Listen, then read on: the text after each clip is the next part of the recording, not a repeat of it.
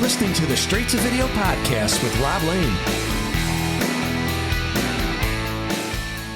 Welcome along to my podcast, Straight to Video. I'm your host, Rob Lane, and today I speak to a bit of a legend, absolute gem of a fella and top bloke, Mr. Tony Wright of Terrorvision. Tony and I have crossed paths a few times over the past couple of years, and every time the guy is a total gentleman, incredibly down to earth and super welcoming, particularly on his home turf at Bloomfield Square, which is Tony's amazing coffee shop in Otley, which you've got to go visit if you're ever in the area. Tony was, as ever, super fun during our chat, and I hope we dive into some stuff you've not heard before.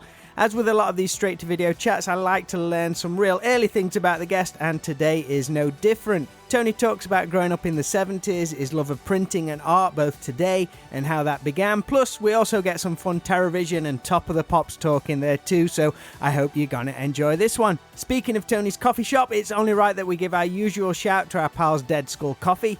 Dead Skull Coffee are the UK's finest rock and roll coffee company, and you can find them at deadskullcoffee.co.uk, where they have their own unique coffee blends for the likes of Thunder and Inglorious. Now, a Terrorvision Dead Skull coffee blend will be something cool, right? Who knows? Maybe we can make that happen. If you head on over to deadskullcoffee.co.uk and add the promo code STV on checkout, you will bag yourself 15% off your order. Tony Wright will be out on the road from today, May the 6th, if you're listening to this episode as it goes live, on one of his fantastic acoustic tours, which are always a blast with great songs and stories, and he'll have some copies of his new release, The Anti-Album, on sale months before the official release date, so head on over to Tony's Facebook page to see if there's a date near you over the coming weeks. Right now, though, sit back and enjoy my straight-to-video chat with Terrorvision's Tony Wright.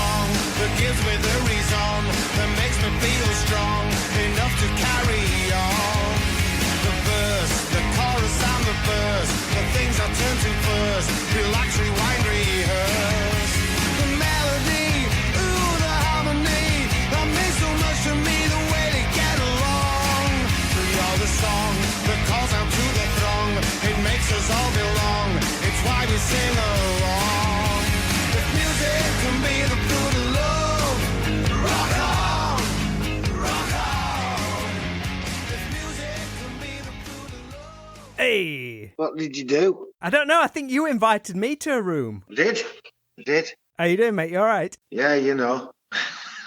As well as can be expected, I suppose. Today's been good, yeah. Things are looking good. I had my tarot read the other day. Oh, shit, right. Is that something you're into? No, I just got told I should do it. So I did it. And it's interesting. How was you on that one? Did you, keep, totally silent and let them tell you stuff? Because that's what they say. They can sometimes figure it out that way, don't they? Yeah. They say things like, oh, I can see guitars and a fast motorbike because you've got long hair. It was just interesting. It's slightly more spiritual, I'd say.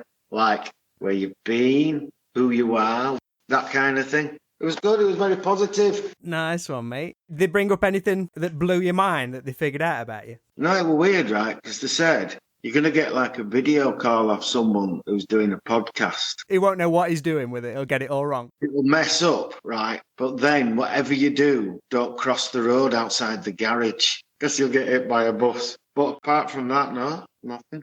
No, things are getting better, I think. I think things are getting better. Yeah. How have you been? All right, mate. This podcast's kept me super busy for nearly 2 years now. This is the world today. This is what people do, isn't it? You're a podcaster. And I know you're playing bands and I know you get in a van and drive to a gig. It's exactly the same. It's something you do or you don't. When I was born, a podcaster didn't exist. What would a podcaster have been in well, you're younger than me, aren't you? Not much. I'm up there with you. In the 70s, remember the 70s? Just. I'm born in 74. Yeah, they were great. I was 6 in 74. It were ace, you know? I'm just going to dive in then, because that's where I'm going to start. Where did you grow up? Was you born and raised right in the city of Bradford, or just kind of in a suburb outside? Bradford's just loads of areas. I mean, I guess what you're saying, I wasn't brought up because it's surrounded by the moors and the countryside. It's in a bowl. The shape of it's like a bowl.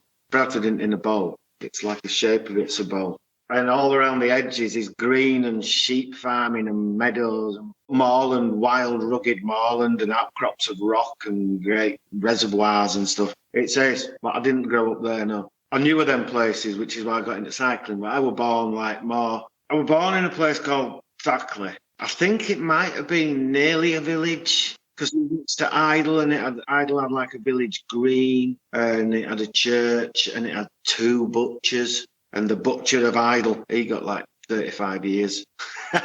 No. So, yeah, I was born there. But the 70s were good for you. I loved them. I just lived in an orchard. I lived in an orchard that was opposite my house. From being, as soon as I could climb the wall to get out, I lived in that orchard. That's what I did. Making dens and forts and all that kind of thing. Yeah, exactly that. Swings. Had a gang. We had a register that was under a roof tile that we'd dug into the ground, and we'd do register and then fuck about.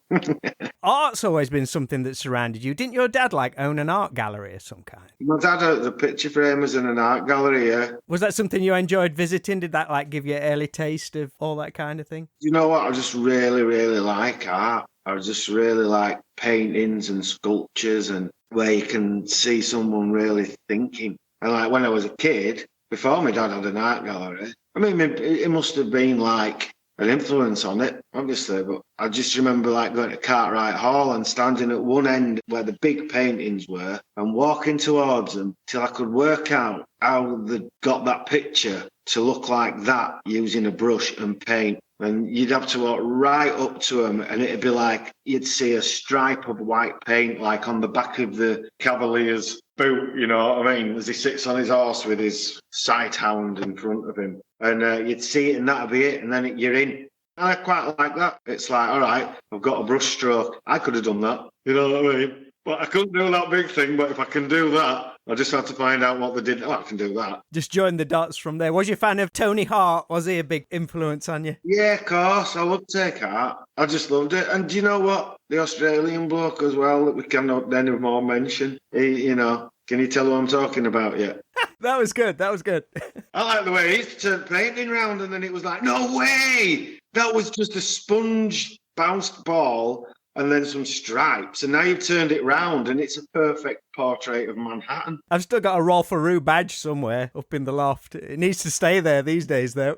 Oh, my God, that's Rolf Aru. So, I grew up with a lot of pervs on the telly through the 70s, and on the top of the pops as well. Oh, my goodness. Surrounded by him, mate. We all was. Did you enjoy art and design at school? Was there much of an outlet for it? I didn't do the right lot at school, really. I didn't really like school. We did art. It was probably my favourite lesson. Art and PE. I was one of them kids. I just liked art and PE. I'd do the drama thing rather than do geography thing. They've got a play on, all right, yeah, I'll be an extra. That sounds like a good DOS. We'll do that. Yeah, well, it's like, not that I wanted to be in Grease the musical, but just I really didn't want to be in biology or whatever lesson I could have got out of. But, yeah, I didn't really get it, so. But I like what I like, you know what I mean? I'm not bereft of stuff to do, or think, or like. Was music around your family too as well? Did I read your granddad was a musician? Yeah, he was a brilliant musician. He played the banjolele and the piano, and he used to play the piano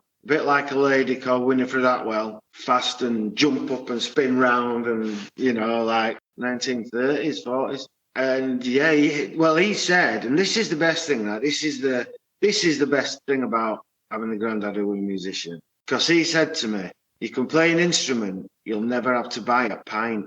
And I just think that is why we should do this. But do you know what I mean? It should be something simple like that. Because he said it in just like, you go to the pub, because every pub had a piano in it. He'd walk in a pub and he'd get on piano and he just knew hundreds of songs. He had like an elephant jotter pad. Do you remember elephant jotter pads? They had like asbestos pages. If you ran your fingers down, you get spells in them. Do you remember? Paper were like thicker than bark. It was proper bad. And he'd have to write over great pieces of wood chip that had ended up in the pulp. Do you remember them? Elephant jotter pads. And he had one of them, and he just had this spidery writing with just page after page of songs that he'd learned and he knew for his repertoire. I mean, a lot of people now, they'll go on telly and they'll say, all I've ever wanted to do is sing, right? And you don't need to go to lessons to sing, because you can sing. Anyone can sing.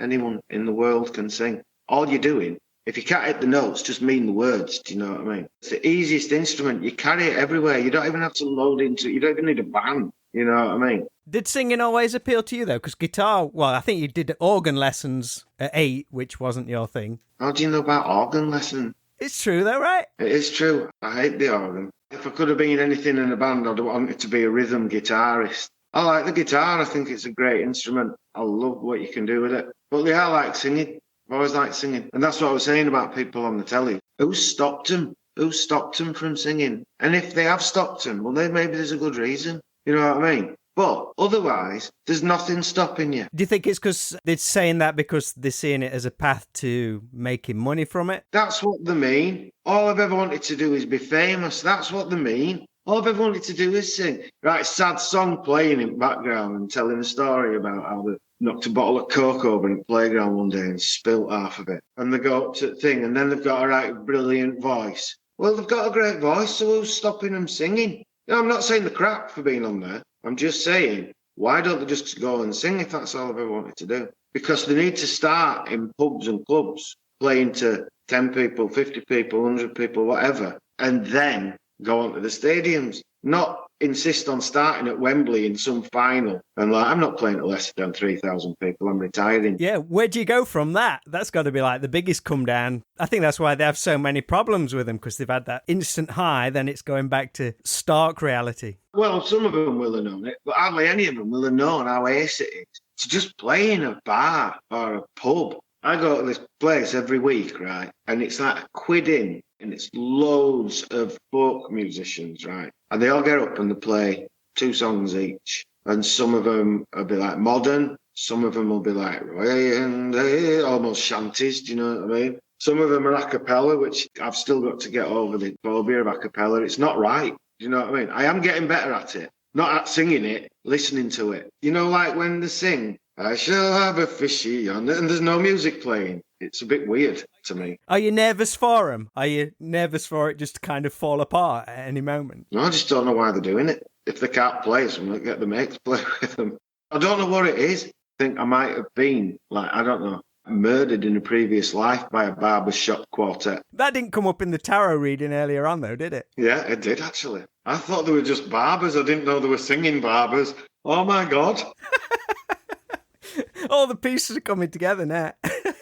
I think for you it was your older sister's music collection that got you interested in certain bands when she went off to college. That's kind of like the scene in, I don't know if you've seen the film Almost Famous, when William Miller's sister leaves him all her albums and he's like flicking through them all and is blown away by all the crazy artwork from like Black Sabbath and Led Zeppelin. And no way. Yeah. Was that a similar thing for you? Yeah, well, you just sounded like you were talking about what I did, yeah. Black Sabbath, like gatefold albums and listening to it while I was looking at it. And Led Zeppelin and Leonard Cohen. You know, you played what you had, you know, so, and it was well varied. And yeah, again, it was guitars. It was a lot of guitars. So, yeah, I used to pose with my tennis racket because I didn't have a guitar. I guess these would be a lot of bands that perhaps your friends didn't know about at the time. Was it something you could, like, pass on to your friends? Say, oh, I've listened to this amazing album, or look at this crazy guy like David Bowie on this album. Was it something you could pass on to your friends? I remember once getting Nena Cherry, a bit later on in life, getting Nena Cherry's Raw Like Sushi album and saying to my mate, listen to this, it's amazing. And he went, is it metal? I went, no. And he went, oh, I'm not listening to it. And a lot of them, I mean, I missed out. I missed out on Motorhead and AC/DC because I was listening to this record collection that was going to take me those years that I should have been listening to the same stuff as the people I knew. I should have been listening to that. But I was just engrossed. I used to go to the record library in Bradford and hire out, like, what were they called? Oh, my goodness, Blue Oyster Cult album. And rent them for a week for like 30p. Look at the cover for ages.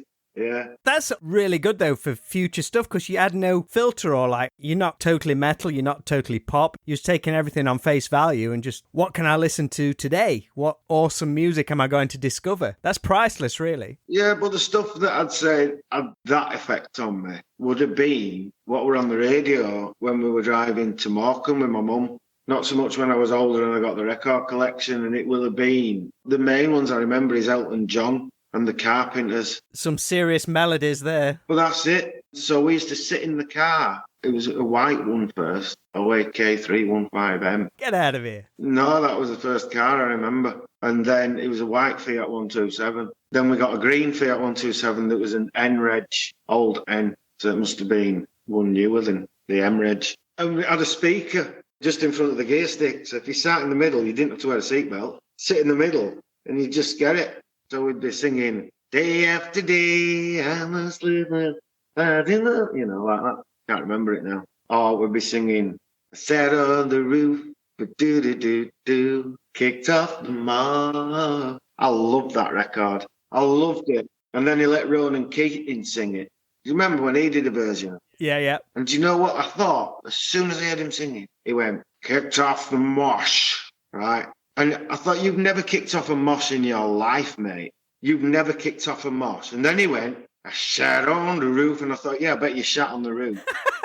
I sat on the roof and kicked off the mosh. It's like, no, mate, you just sat on the roof. Oh, I'd love to see you actually tell Ronan Keating that at some point. Yeah, but it just like, do you know what? Why touch something that is so amazing? Write your own freaking song. Do you know what I mean? Get off it, Ronan Keating. Get off it.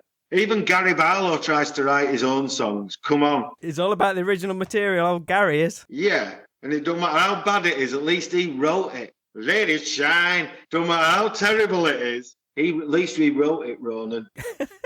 Man, did you become a collector of records at all? Did like Bradford have any good record shops? Or was you just hiring them from the library? I'd hire them from the library. I'd go to HMV. I'd go to Roxor for like older vinyl, Wax Museum. There were another record shop. What were they called? They were HMV. Didn't have a Virgin back then, did you? No, it were completely different. Oh my God, I can't remember what it was called. Anyway, we had another record shop. A big one like HMV, but it wasn't HMV. Not our price. Our price seems to come up in quite a few conversations. No, I think it was different to our price, but I think we had an our price as well. I think our price bought this one out. Did you have anybody at school who like recommended records to you, or was you pretty much just finding your own stuff because you were so open-minded about so many bands? Do you know what? I didn't really get on at school. I don't know if you picked that up from before. I didn't really like school. I'd moved schools, like middle school. All my mates that I'd grown up with and the friends that I had, I didn't have anymore. And I went to another school and everybody was completely different mindset to the place I'd come from. So it wasn't like just, I don't know what it was like really, but a lot of them were what I'd call dressers. So they'd aspire to like waffle Farrah pants and stuff like that, Terry Wogan shirts and stuff. They were trendy. And I didn't have a lot of mates. I have some people I still know to this day, and they're great guys, do you know what I mean? But I still keep myself to myself even now, you know, but I kind of did then. But if I was going to talk to anybody, I'd talk to them. We were brought together by the likes of Queen, obviously. You're a big Free fan as well, aren't you? Yeah, I loved Free. I think that was where I wanted to be the rhythm guitarist. Not because Paul Kossoff was like rhythm, but it was just because I really liked the way Paul Kossoff played guitar. But like I was growing up in a world of widdly woo, do you know what I mean? What about Bad Company? Where do you stand on Free and Bad Company? Do you see them as two totally separate bands? They are two separate bands, aren't they? They're the gateway to Mock the Hoople and All the Young Dudes, which is your gateway to your Bowie, which is now you're leaving rock and blues and you go into real alternative but classical songwriting. That's my journey, anyway. Because you've got Elton, you've got David Bowie. So yeah, there's like a big family tree, isn't there? Everyone will have one, and everyone's is different, isn't there? But we'll all have branches where we're like, oh yeah, Queen, oh yeah, and Dexy's Midnight Runners. That was one of the things as well. I might have had like longish hair and a mohair jumper and a Jesus cheesecloth shirt and holes in my knees and blue trainers, which was what I wore for school. But I still liked good music. Where did printing get on your horizon? Was that after you left school? Did you like a YTS thing? Was that your introduction to print? My granddad was a printer. The granddad who played the banjolele. He was a printer, but that ain't why I became a printer. I wanted to do graphics, but I didn't get any exam results, so I couldn't go to college to do any art or anything like that. So I ended up on an engineering course, which was really bad, because they just made you do something. And it's like I was making a baking tray, and it was rubbish. It was just not for me. And then I managed to get on a YTS scheme. Do you remember when, you won't remember when Tories went in first time round and they said, don't have an apprenticeship where you train someone for 5 years to do a job properly and pay them a decent wage and then they work for you and eventually go on to start their own business. They went, here, give him 25 quid a week for 36 hours. You can sack him after a year. Oh, he'll be grateful you put his money up to 44 quid. What an idiot. So I got on one of them, and I wanted to go to the graphics department at this printers. And then when I got there, they said they didn't have any space in the graphics, but they did have a space on the printing floor. And when I were on the printing floor, there's something great about a printing floor. It's so true. When you're in a print shop, you start on a one-colour press. Ours were flatbed, like dung, dung, like motor run, but you'd put a polymer plate onto the bottom of like a form, stick it all in, and then you'd put ink back, and the rollers would come round, ink it up, and it'd go bang, bang, like that, and paper would go through, like on a roll. Then when you got promoted, you got onto like the 4-colour presses, and they go dang, dang, dang, dang, dang, dang, dang, dang, like that, a bit faster, ding, ding, ding, ding, ding, ding. And it was great. So you've got this ding, ding, ding, ding, ding, ding, ding, ding, ding, one colour presses going. And then the rotary presses kick in, they're cylinders, they go around and they go tick, tick, tick, tick, tick, tick, tick. So you've got this full-on dance beat every day, depending who's got what job on and who starts to press up first and get set up first. You've got a different beat every day. I can tell you there's words that I wrote that have been out and charted that I wrote behind them printing presses. Get out! Yeah, I write words to the... I swear. And do you know what else as well? It's just the natural... I'm sure I can't be the only person to think it. And then I had an interview with Bobby Gillespie from Primal Scream, and he said he worked at a print shop and he loved the rhythm of the printing shop when it got going. I swear, we had like 3, they were called Gallus B160s. We had 2 Gallus rotary presses, and we had 3 Gallus 4 flatbed printers. It were ace. Because you're like a fan of the old letterpress kind of stuff. It would have advanced from that when you were doing it though, right? Yeah, I wasn't set in type. Do you want to see my wall of words? I think I've seen it before, haven't I? I'll show you. It's over here. You might have seen it if you've been here. Oh, nice. No, I don't think... How long you had that up there? I did it in lockdown. Oh, okay. No, I've not seen that then. That's awesome, man. Isn't it? So...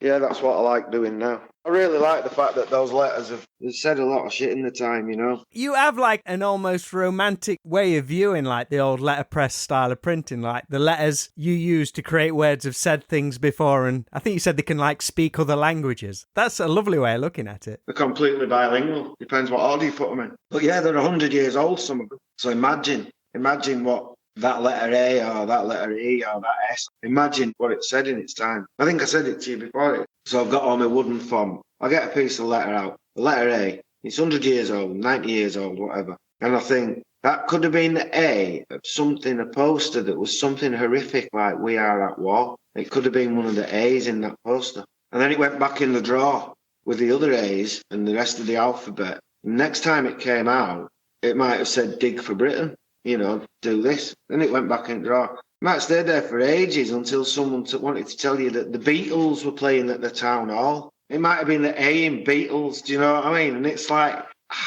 what a talent to be able to be one thing and take you from absolute horror to absolute joy. Have you always had that view on it, or is that something that came to you later on? Is that something that you've always noticed? When I was a printer, I was printing litter. That's what I was printing. I was printing stuff that was inevitably going to end up in a bin, stuff that were going to blow around in the roads because it fell out when they came to empty bin. I was printing litter, and that's all I think now is I just don't want to make litter, so I'll try and make something that's nice. A poster that says something, a phrase, or just a motto or whatever. That's just, yeah, I get it. I did one poster that I really like at the moment. It's really simple. It just says, "Never trust the Tory." Really simple, black and white, but it's brilliant. It's like my favourite poster. I'm going to put it up in my window, facing out. Let's see how that goes down. You have your own printing press in your coffee shop, Bloomfield Square. When did you decide to go back into printing? Was it during the time Terrorvision ran a bit of a break? What lured you back in? So I do little things like little chisely woodcuts, stuff like that, lino cuts, whatever. And then a mate of mine mentioned he'd seen this press, so we got it. And then I just kept adding to it. But it's like massive now. My press that I print my cards on, my treadle press, I can print up to like an A4 sheet of paper. I run it with my foot, got a big flywheel going. It doesn't have any safety devices on it. And it picks up the ink and it puts it onto the form that I've made. And yeah, and Prince, and it's got a voice. Even now, even my press now has a voice. It sings more than rhythm, this one. How old is your press? Because your coffee shop, Bloomfield Square, it's located in Otley, to the north of Bradford. And I think Otley itself has something of a print history, right? Yeah, it does. But my press is 1895. That's the press that I print on. I have another press that I crease on, which means that when I make the cards, so I get card and I put it through an old guillotine that you have to pull like that. So it's the right size to then put on the creasing press. So I put all these oblongs of card in. That works on the treadle. I spin wheel on that, get my foot going. And that just puts a line in the middle of every card. So it folds properly instead of trying to do it afterwards. And then I put it on the press and that's it. The one that creases is 1880. Was you aware of like the print history in Otley when you set up there? No, I knew about it. I mean, I sound really sad now, don't I? Because I sound like this. I'm like this print nerd. Yeah, I've moved to Otley because it's the home of the Wharfdale Press. It's one of them things. I love doing it. It relaxes me. Gets something out of my system. I could tell. You could tell how much you love it in the way you speak about it. It's great. Diving back into the music just a little bit, I could keep you all night talking about print and all that kind of stuff. Before you joined Terrorvision, had you seen Lee or Mark or anybody around town in bars or clubs in Bradford before you joined? I first sort of spoke to Sark when I'd seen a band he were in playing that had Lee and Shutty in it and a different guy singing.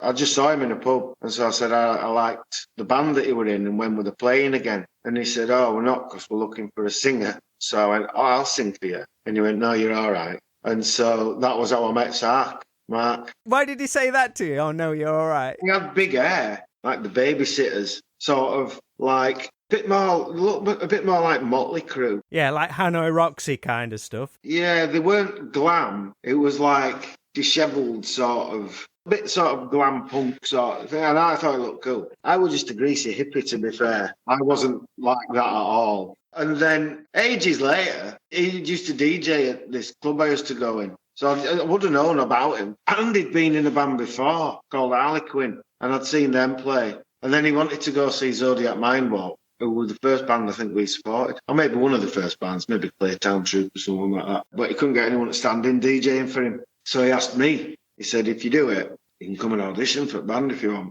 So I went, all right. I said, what shall I sing? And he said, Teenage Kicks. So I went up to shut his dad's house on the bus. Did I have a car then? I went up to shut his dad's house anyway. And sang, well, I went into the cellar, but I didn't sing it. Lee sang it. I didn't sing it. I sat on drum riser. That was it. You got the gig without even actually having to sing? Yeah, it's like that love story, innit, where you just met on a Friday night, you thought, I'll stay for a weekend, and 35 years later. That's how it usually works. The band had such like a mixed bag of influences. I think you said like everyone liked something different. One of the only real connections was that it was all loud music. When things began to really take off for you during like the mid-90s, music and particularly rock music, it was just all over the place. But I think in a way that benefited you because you couldn't be categorised. Usually that causes a problem, but I think back then it was like perfect timing for you guys. It meant you could be doing Donington one weekend and then Reading the next, followed by Top of the Pops because you had a massive hit. Yeah, we were all over the place though as well, weren't we? You know, like I think when we worked with producers, they brought it all in together a bit. So like How I Met Friends and Regular Urban Survivors, they're sort of tame versions. And then we started to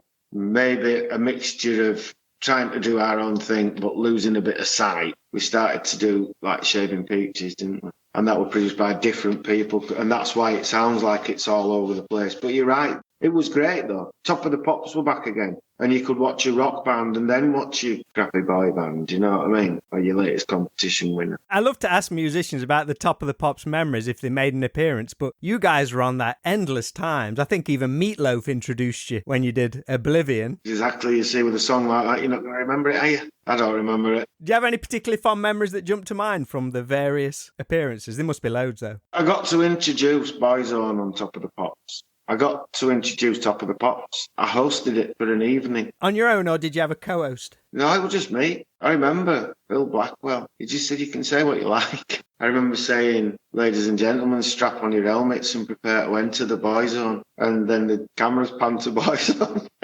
Did that actually get aired? Yeah, it did. Yeah. None of them got it except for the one without accessories. Bleach bit, eyebrow piercing, tattoos, whatever, nose ring. little jazz beard. You know the one I mean? I know what you mean, yeah. Did it ever get old, or did it always have the magic going on top of the pops? It was great. To be fair, we're just 4 lads from Bradford who wrote some tunes, got on a bus, travelled and played all over the place, and had the best gang mentality time. And we were lucky that we actually earned a decent living out of it as well. And everything was free and nothing were out of bounds, and it was the 90s. We were all a bit fried, but, that's a good thing. Some of your early gigs included the likes of, I think you supported the Ramones. Didn't you open for Slaughter? We did, yeah. How was that? I'm a big Slaughter fan, so if you've got any goss on them, I'd love to know. Can't tell you if you're a fan. No, you can. Yeah, you'd hang up on me. I wouldn't, because I'd love to hear it. I can't tell you anyway, because this is a family show. Oh, come on. You must have some Dana Strum stories. There's people watching who have families, and so I can't for that reason. It wasn't that bad, but I can't, because you just think ill of them. Oh, mate. If we were sat in House of Commons, we'd be sat on opposite sides. It is quite a contrast, though, Terrorvision and Slaughter. Exactly, and that's exactly what it was, a contrast in every single way. Are they like some sort of straight-edge Christian rock band? No, it was pretty much the backing band of Vinnie Vincent Invasion, so Lee was probably losing his mind if he knew that. I don't think Lee was in his mind at that time. I don't think any of us were, which is probably why it happened, but it's all by now. Have I got to come for a coffee now to tell me off the record? Not that exciting. Amazing. Just kind of in closing, because you're not going to tell me the Slaughter story, so shit. I'll bring it all to a close. You're getting set to head out on another of your hugely popular acoustic tours. You have the new record, the Anti-album, all set to go, I believe. Got 300 copies of the Anti-album. I think it's quite a journey, is this album. I think it tells a story. And it's called the Anti-album. I want people to listen to it. When I was writing the songs, I'd hear things that people are saying, you can't do this, you can't do that. People haven't got the patience now to listen to a 15-second intro even. You've got to be into the hook of the song in 8 seconds. And so I thought, all right, yeah, okay, so I'm putting a 30-second intro on this one. And I'm going to put a middle 8 that just tries to drift off. Like every musician who plays a guitar or whatever, every one of us, and you're a liar if you deny it, you're trying to write The Chain by Fleetwood Mac, that bit where it goes dang, da da dang, da da da da dang, da. And then you can stop this cursed thing that rests upon your shoulders. But do you know what? Great bass lines, which is that. I recently thought this. If time had shifted just enough, so Queen's Under Pressure and the film Jaws to me are a period of time in my life. But imagine if Queen had written do under pressure, do come down on me, dun dun dun dun dun dun dun and down and did like that, right? And Jaws, the shark, had gone like dum dum dum dum dum dum dum dum dum dum dum dum. How brilliant would that have been? That's somebody's job now, to do a video edit of Jaws with the under pressure bass line.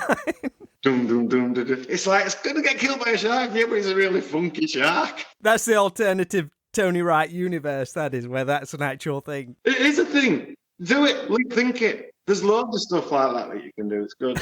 Super. Could you have ever seen Tony Wright doing acoustic shows when you first got into music, or is that something that would have totally made sense to him when you was flicking through those albums of your sister's music collection? I'm not the world's greatest guitarist now, but I couldn't play guitar then. So I wasn't allowed a guitar. Not because we're like Quakers or something, but I messed it up with the organ. Do you remember I said I don't like organs? I'd messed it up, so I'd gone to lessons, got this bloody organ, and it was like, oh, Anthony had to learn it. It's like, no, I don't want to learn. Anyway, the guy who was teaching me the organ, Mr. Osborne, he caught on quite fast that I wasn't a natural organist, but he knew that I liked music. So as long as I could do my scales up and down with both hands, that's all I ever got to. That and When the Saints Go Marching In. I never even got to Claire de Lune. And after every lesson, because I was only like 7 or something, you get a lolly off at top of organ, and that'd be well done. There you go, and a refresher lolly. So I think what he was trying to do was inspire me. So I'd do my scales, and then he'd go like, right, sit there, give me lolly. So I'd sit there with lolly, like Kojak, listening to him play way out jazz. And he was great at it. Nothing I wanted to do about what he were doing, but he were good at it. So I'd sit there with a lolly at 7 listening to avant-garde jazz at Mr. Osborne's house for an hour or half an hour. Which your mum's paying for. And that's why when I were crying in the back of the car, like, because I got caught. And that's it. And it wasn't like I went, but I really want to play the organ. I went, but I want to play guitar. It's no, you're not having one. You had your chance, you blew it kind of thing. Then with my YTS scheme, I got £25. I saved up and I bought 2 £12 classical guitars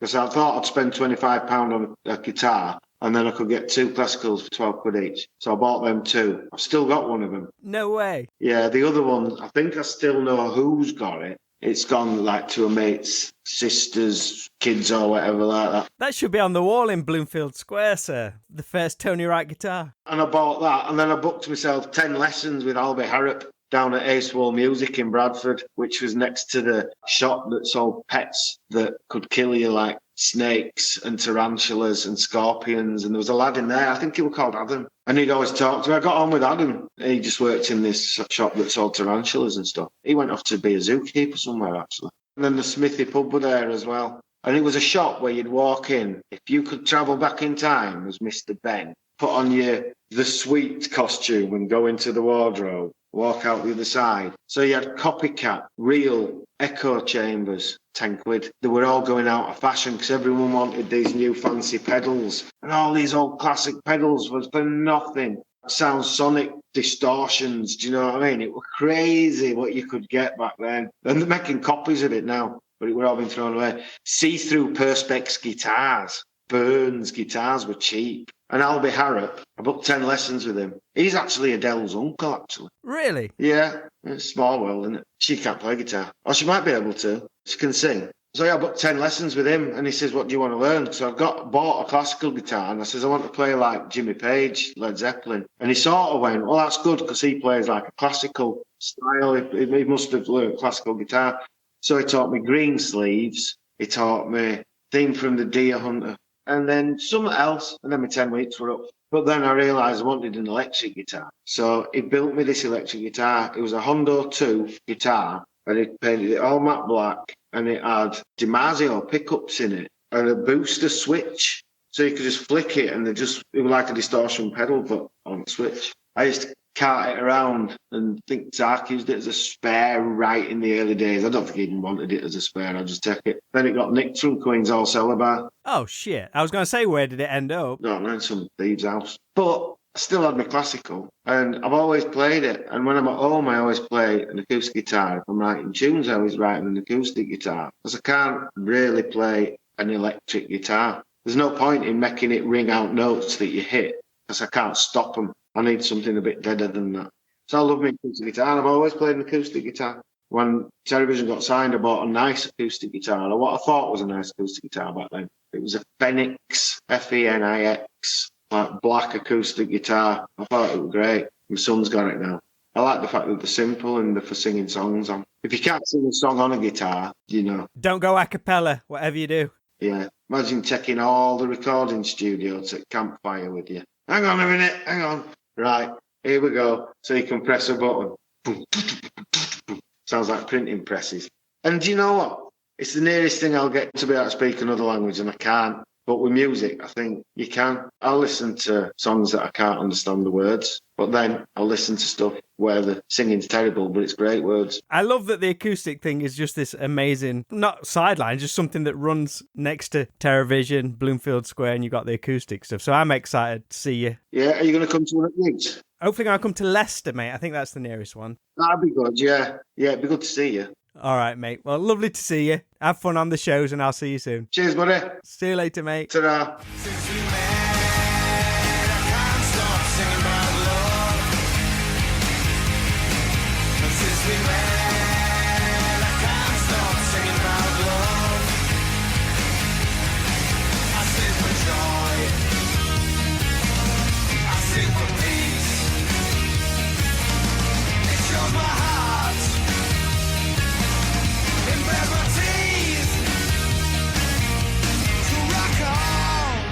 Massive thank you to Tony Wright of Terrorvision for sharing some great stories with me here on the Straight to Video podcast. Lovely to chat with him, and I hope you had fun listening. Maybe next time I'm up at Bloomfield Square I can coax the Slaughter story out of him, but we'll see. Don't forget, Tony is on tour all over the country with one of his superb acoustic shows. Just head on over to his Facebook page to get all the dates, and whilst you're at a show, pick up his new collection of songs, the Anti-album, months before the official release date. If you've enjoyed today's show, then this and over 180 more episodes can be aired at stvpod.com, along with some STV music, videos and merchandise. There's also a Patreon page too, where you can support the show that little bit extra. I want to send a big shout out and hello to the latest Straight to Video patron, Kenny Kendrick, for jumping on board. Great to have you here, pal, and thanks for the support. If you too would like to get involved, then head on over to patreon.com/STVpod for all the information you need. That is all for today's show. Thanks so much for listening, and please share with any friends you think will enjoy these chats too. But in the meantime, look after yourselves and speak again real soon.